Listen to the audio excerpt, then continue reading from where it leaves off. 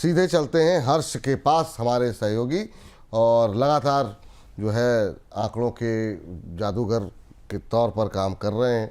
कुछ कुछ नए नए नंबर्स लेकर के आते हैं और इनकी निगाहें आजकल लगी हुई हैं विदेशियों पर।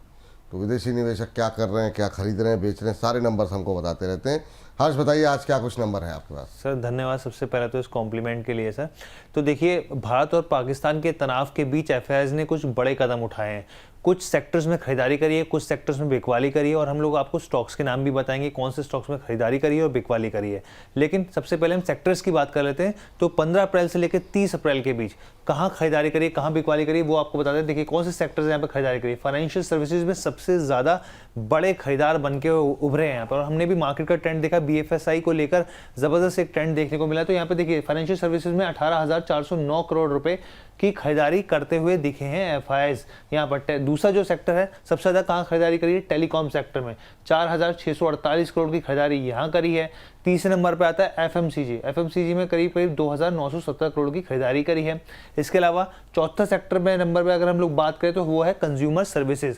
कंज्यूमर सर्विसेज में करीब करीब 1,800 करोड़ की यहाँ पर एफआईआईज ने खरीदारी करी है 15 अप्रैल से लेकर 30 अप्रैल के बीच। और आखिरी में जो 5वें नंबर पर आता है वो आता है केमिकल में 875 करोड़ की यहाँ पे खरीदारी हुई है। अब हम लोग बताते हैं कि कौन से सेक्टर्स हैं जहाँ पे बिकवाली करी है। तो बिकवाली के आंकड़े हम लोग आपके सामने पेश करते हैं। ये देखिए आईटी को लेकर वैसे ही ट्रेंड काफी पिछले दिनों नेगेटिव देखने को मिला, और नंबर्स के हिसाब से भी और यहाँ पे डोनाल्ड ट्रम्प के नीतियों के हिसाब से भी। तो इन्फॉर्मेशन टेक्नोलॉजी में सबसे बड़ी बिकवाली देखने को मिली है। 15,223 करोड़ की यहाँ पे बिकवाली विदेशी निवेशकों ने यहाँ पर की है। उसके बाद अगला आता है सिक्लिकल जो है स्टॉक्स, मेटल्स एंड माइनिंग माने जाते हैं। तो यहाँ पर 3,403 करोड़ के यहाँ पर बिकवाली करते हुए दिखे हैं एफआईआईज। उसके बाद oil and natural oil gas and fuels की बात कर लेते हैं। यहाँ पर तीसरे नंबर पर अगर जहाँ पे बिकवाली करी है, बेचा है माल विदेशी निवेशकों ने, वो 3,333 करोड़ का है। उसके बाद ऑटो एंड ऑटो कंपोनेंट्स की बात कर लेते हैं। यहाँ पे ऑटो एंसिलरीज की बात करते हैं 3,207 करोड़ का यहाँ पर। और फिर आखिरी में आता है कंस्ट्रक्शन का, तो 286 करोड़ की यहाँ पर बिकवाली करी है। तो ये तो होगा सेक्टर्स। हम लोग अब स्टॉक्स के बारे में दिखाते हैं कि स्टॉक्स कौन कौन से हैं यहाँ पे, फटाफट से हम लोग बता देते हैं। तो ये देखिए यहाँ पर जो चौथे क्वार्टर में यहाँ पर कौन से शेयर में सबसे ज़्यादा बढ़ोतरी करी है, एप्टस वैल्यू हाउसिंग में करी है। यहाँ पे करीब जो मार्च क्वार्टर तक 27% से ज़्यादा का एक स्टेक था इनके पास, अब वो और इसमें बढ़ोतरी हो गई है 5.88%, यानी कि टोटल जो हो गया 27% स्टेक हो गया है, और 5% की बढ़ोतरी 5.88% की बढ़ोतरी हुई है यहाँ पर। उसके बाद दूसरा जो स्टॉक आता है सम्मान कैपिटल आता है यहाँ पर, और यहाँ पर आप देखिए 116 के आसपास से स्टॉक ट्रेड कर रहा है, और 24.69% की हिस्सेदारी अब हो गई है यहाँ पर। और जो क्वार्टर 4 में हिस्सेदारी बढ़ी है वो 5.16% बढ़ी है। तीसरे नंबर पर आता है इंडसइंड बैंक। हमने पहले भी बताया था अपने व्यूअर्स को कि यहाँ पर इंडसइंड बैंक में एफआईआईज जो है वो लगातार खरीदार बन रहे हैं। तो यहाँ पर 29.53% की क्वार्टर 4 में यहाँ पे हिस्सेदारी हुई है, और ये 4% यहाँ पे क्वार्टर 3 के मुकाबले 4% और हिस्सेदारी यहाँ पे इसमें बढ़ाई है, 4.5% से ज़्यादा बढ़ाई है। आदित्य बिरला फैशन की बात कर लेते हैं। यहाँ पे 21.83% हिस्सेदारी हो गई है टोटल मिला के, और क्वार्टर 4 में 3.78% हिस्सेदारी बढ़ाई गई है। और आखिरी में जेबी केमिकल, यहाँ पर कहना है कि यहाँ पे 18.3% हिस्सेदारी अब टोटल हो गई है यहाँ पे मिला लिया जाए तो, और 3.65% क्वार्टर 4 में इसमें हिस्सेदारी बढ़ाई है। तो ये हो गई सर खरीदारी की। ये हो गई खरीदारी। चलिए तो ये नंबर्स हैं यहाँ पर। सर इनमें से कुछ पसंद है आपको? एप्टस वैल्यू, सम्मान कैपिटल, इंडसइंड बैंक काफ़ी चर्चा में रहा, आदित्य बिरला फैशन, दोबारा ये कंपनियाँ जो है चर्चाओं में आ रही हैं, और एफआईआईज की तरफ से यहाँ पे खरीदारी भी की गई है। कोई टिप्पणी करना चाहेंगे सर इस पर? बिल्कुल जी, ओवरऑल टेक्सटाइल सेक्टर पे मेरा व्यू थोड़ा बुलिश हुआ है, जो कि रिसेंटली जो यूके एफटीए हुआ है उसके बाद मुझे लग रहा है टेक्सटाइल में मोमेंटम बन सकता है। डोंट एबीएफआर ने तो कितना उसका फायदा होगा, पर टेक्निकली स्टॉक मजबूत नजर आ रहा है इस ओवरऑल लिस्ट में जो भी आपने अपने स्क्रीन पे जो चलाई है। मुझे लग रहा है एबीएफआर एक बेटर स्टॉक है। करंटली ये चल रहा है अराउंड 261 के आसपास। मुझे लग रहा है स्टॉक बेटर है, स्टॉक को डेफिनेटली लॉन्ग टर्म के लिए लेके चल सकते हैं।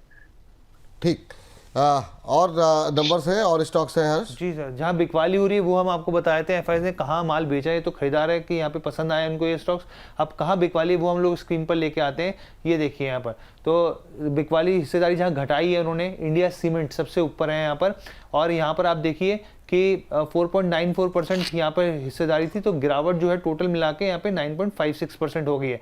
इसके अलावा आप CDSL की बात करें, अगर हम इस परसेंटेज के हिसाब से देखें तो CDSL को 5.32% हिस्सेदारी थी, तो अब घटकर 5.69% रह गई है। साइंट की बात करें 23.85% हिस्सेदारी थी और घटी कितनी है 4.38%। एनसीसी की बात कर लेते हैं 13.79% हिस्सेदारी थी, घटकर यहाँ पे 4.34% हो गई है। और क्रॉम्पटन की बात करें, क्रॉम्पटन ग्रीव्स की बात करें तो 30% 30.33% हिस्सेदारी थी और वो घटी जो है Q4 में वो 4.08% हो गई है यहाँ पर। चलिए, तो ये फिलहाल के लिए राय यहाँ पर निकल करके आती है। सर जरा स्क्रीन पर लेकर के आ जाइए जरा ये तमाम शेयरों को। सर ये वो कंपनियां हैं जहाँ पे एफआईज की तरफ से अपनी हिस्सेदारी को कम किया गया है। सीडीएसएल में हमने देखा कि गिरावट भी ठीक ठाक रही। साइंट है, एलसीसी है, क्रॉम्पटन ग्रीव्स है, इंडिया सीमेंट है। इनमें से किसी पर आपकी कोई टिप्पणी होगी? क्या स्ट्रेटजी होनी चाहिए, बेच करके ही चलें हम लोग भी या फिर खरीद करके चलना चाहिए रिटेलर्स को? आपकी सलाह क्या रहेगी? देखो जी, ओवरऑल स्टॉक में जहाँ तक बात है, सीडीएसएल मेरे को लग रहा है स्टॉक पे नजर रखनी चाहिए। नो डाउट स्टॉक सस्ता नहीं है और रिजल्ट भी थोड़े आप कह सकते हैं ढीले ही आए हैं ओवरऑल स्टॉक के। तो मुझे लग रहा है स्टॉक सीडीएसएल पे नजर रखे। ये स्टॉक आपको वापस धीरे धीरे 1200 या 1180 की तरफ देखने को मिल सकता है। तो सीडीएसएल में अगर 1200 के नीचे लेवल मिलता है तो वो एक स्टॉक है जहाँ पे बाई करने की एक आप सोच सकते हैं ओवरऑल इस लिस्ट में। पर बाकी दूसरे स्टॉक्स कोई भी मुझे लग रहा है फिलहाल टेक्निकली भी अच्छे नहीं है, तो एक्सेप्ट सीडीएसएल बाकी स्टॉक को अवॉइड करके।